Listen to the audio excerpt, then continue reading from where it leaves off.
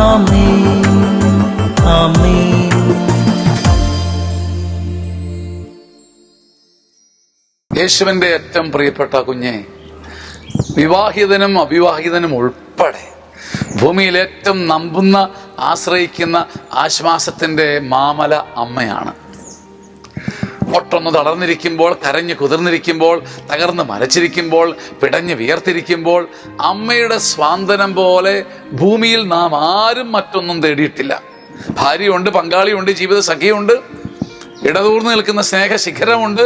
പക്ഷെ അമ്മയുടെ സ്നേഹസ്വാന്തനത്തിന്റെ ഒരു അമൃതതുല്യമായ മധുരമുണ്ടല്ലോ. കർത്താവ് ഇന്ന് നിന്നോട് പറയുക, ഭൂമിയിൽ നീ ഏറ്റവും അധികം തേടുന്ന ഈ ആശ്വാസത്തെ, അതിലംഘിക്കുന്ന സ്വർഗീയ സാന്ത്വന സമാധാനമായി ഞാനുണ്ട് നിനക്ക്. യെശയ്യാ 66:13, ഞാൻ അമ്മയെപ്പോലെ നിന്നെ ആശ്വസിപ്പിക്കും.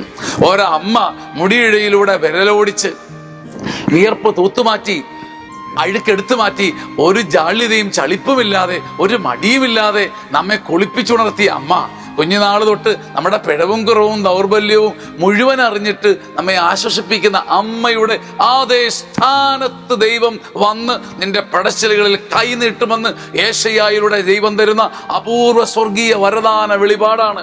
ഞാൻ അമ്മയെപ്പോലെ നിന്നെ ആശ്വസിപ്പിക്കും. അമ്മയെപ്പോലെ നിന്നെ ഞാൻ ആശ്വസിപ്പിച്ചിടും കുഞ്ഞേ, അമ്മയെപ്പോലെ നിന്നെ ഞാൻ ആശ്വസിപ്പിച്ചിടും കുഞ്ഞേ. കരഞ്ഞു വീഴരുതേ, ഇടഞ്ഞു മാറരുതേ, ഉടഞ്ഞു പോവരുതേ, നിന്റെ ദൈവം അമ്മയല്ലേ.